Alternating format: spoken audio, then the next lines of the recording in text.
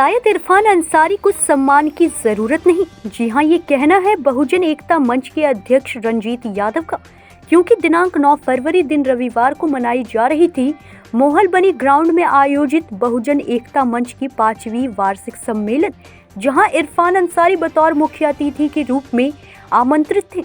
उनका सम्मान करने की पूरी तैयारी थी, परंतु काफी इंतजार के बाद भी वे नहीं पहुंचे। सम्मेलन की अध्यक्षता मंच के केंद्रीय अध्यक्ष रंजीत यादव ने किया।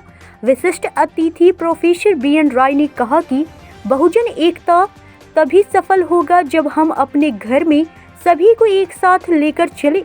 मंच के अध्यक्ष रंजीत यादव ने कहा कि सम्मेलन में मुख्य रूप से राज्य स्तरीय 14 सूत्री मांग रखा गया, जिसमें राज्य सरकार के सभी स्कूलों में संविधान की पढ़ाई शुरू कराई जाए, SC/ST आयोग का गठन किया जाए, सहियत साथी को स्थायी किया जाए, न्यूनतम वेतन मांग रखा गया, प्रदूषण पर रोक लगाने का पहल किया जाए, बहुजन एकता मंच का केंद्रीय कार्यकारिणी कमेटी गठन किया जाए। वक्ताओं में मुख्य रूप से कामेश्वर साव, अनिल बाउरी, शिववाली रविदास, चंदन महतो, अजय बाउरी, काशिम, लक्ष्मी देवी अंसारी, प्यारे लाल भुइयां, गणेश भारती, श्रवण भुइयां अपने बात रखी।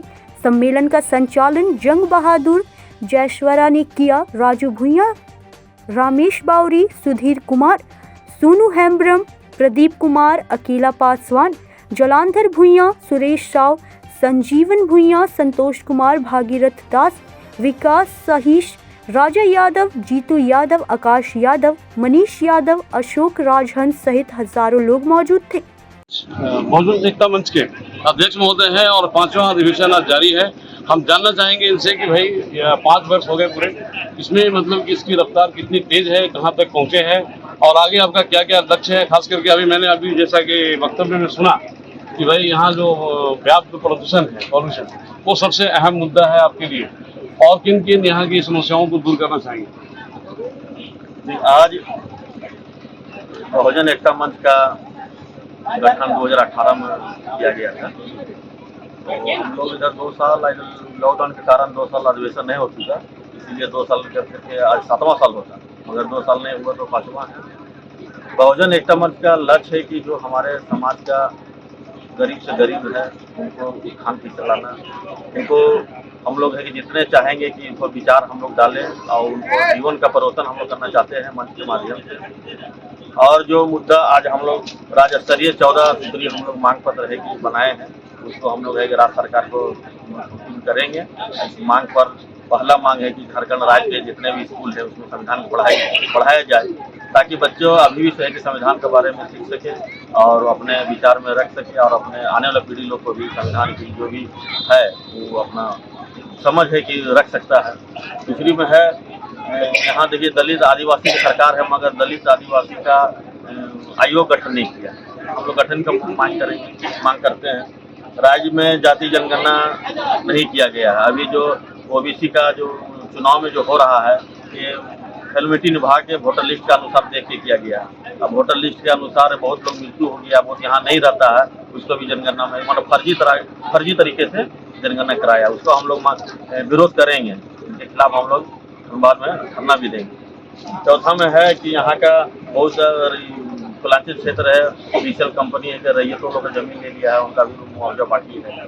और राज्य विस्थापन आयोग अभी देख रहे हैं कि विस्थापन का बहुत पलांचल क्षेत्र में विस्थापन की समस्या बहुत है, इनका भी आयोग हम लोग गठन मांग करेंगे करने के लिए।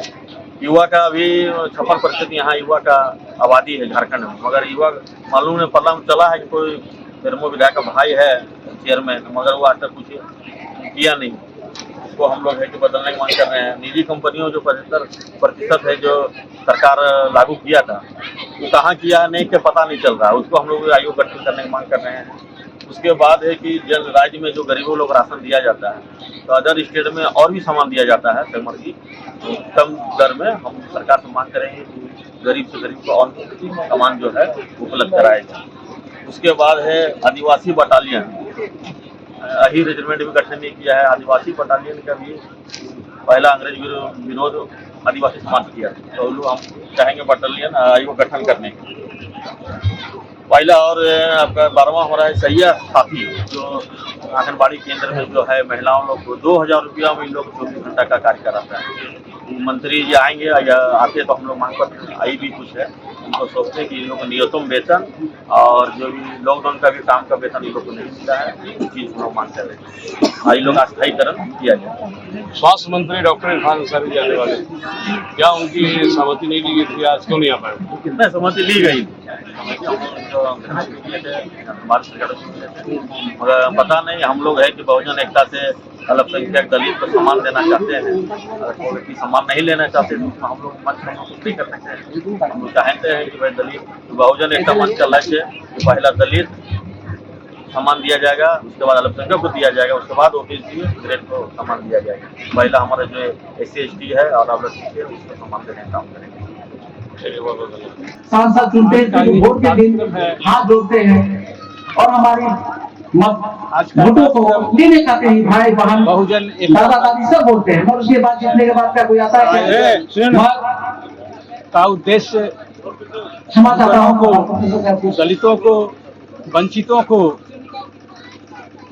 समाज की मुख्य धारा में लाने के लिए किन किन चीजों की आवश्यकता पड़ेगी, अभी तक क्यों नहीं मुख्य धारा से जुड़ रहे हैं, इनके संदर्भ में कुछ बताने की योजना है, ताकि इनके मंच का उद्देश्य अपने को सजाना हो, अपने को सज करना हो, ना कि दूसरे को गाली देना हो। हम अपने को सज कर लेते हैं, हम अपने को सुधारात्मक कार्यक्रम कर लेते हैं, संगठित हो जाते हैं पॉजिटिव सेंस में, तो जिस चीज की प्राप्ति हम करना चाहते हैं अवश्य प्राप्ति कर सकेंगे। दूसरे रास्ते पर जो हमारे समाज के लोग बिखरे हुए हैं, भटक रहे हैं, टोलियों में बटे हुए हैं, कुछ उसमें घुसे हुए हैं, कुछ उसमें घुसे हुए हैं, वो सब एक जगह मुख्य धारा का एक दिखाई देगा। इनका उद्देश्य क्या है और इनका कार्यक्रम क्या है। मीन्स और एंड्स दोनों को समझाना होगा। एंड्स तो ठीक है कि हमारी कल्याण हो, हम जो वंचित हैं वो वंचित न रहें, हम जो दलित हैं हम दलित न रहें, लेकिन उनके प्राप्ति का साधन क्या होगा, मीन्स क्या होगा, उस मीन्स को भी समझना जरूरी है। और ये जरूरी चीजें अचानक नहीं आ सकती है। प्रकृति से हमें सीखना चाहिए कि कोई भी परिवर्तन किस तरह से होता है।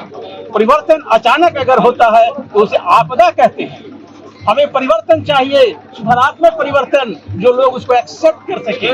ऐसा नहीं जैसे हमें ठंडा है, ठंडा का मौसम अचानक गर्मी में बदल जाए, रात के लोग डरने लगते हैं, पता नहीं बुखार हो जाएगा या क्या हो जाएगा, या गर्मी का समय है और अचानक हम ठंडा में ऐसा महसूस करते हैं, वहाँ भी हमारी प्रकृति हमें पनिशमेंट कर देगा, दंड दे देगा। प्रकृति से देखिए, अगर हम इसको मोड़ना चाहते हैं तो उसको मोड़ने का तरीका ये होगा, तब ये मुड़ेगा। अगर इसको उस दिशा में, उल्टी दिशा में मोड़ना चाहेंगे, परिवर्तन करना चाहेंगे तो ये टूट जाएगा। ये दोनों मोड़ने में हमको समझना पड़ेगा कि कौन सी मोड़ जो है, कौन सा परिवर्तन समाज को एक्सेप्टेबल होगा और सस्टेनेबल डेवलपमेंट होगा। विकास दूसरे के नुकसान पर नहीं चाहिए, विकास हमको उनकी भला पर और हमको और बेहतरीन पर चाहिए। हम नुकसान करके हम अपना विकास करना नहीं चाहते हैं। ये हमारा सिद्धांत है हमारे एकता मंच का, और हम इसकी दिशा में हम चाहते हैं कि हमारी महिलाएं सबसे पहले प्रशिक्षित हों।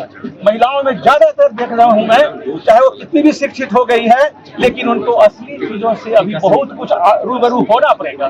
तो मेरे भाइयों, मेरे दोस्तों, मेरे मीडिया कर्मियों, मेरा ये उद्देश्य है, हम लोग आज इसलिए इकट्ठा हुए हैं कि हम बहुजन समाज के लोग जो रियली चाहते हैं परिवर्तन, वो सज्ज हों, अपने को सुसज्जित करें, अपने को पॉजिटिव डायरेक्शन में ले चलें, जहां पर परिवर्तन एक्सेप्टेड होगा। परिवर्तन वैसा नहीं कि दूसरे को बिगाड़ने की दिशा में हम चलें, दूसरे को गाली ना दें, अपने को सजाने का मैं काम करूंगा। इसी के साथ साथ धन्यवाद, थैंक यू। धनबाद से सहयोगी संदीप दत्ता के साथ पंकज सिन्हा की रिपोर्ट।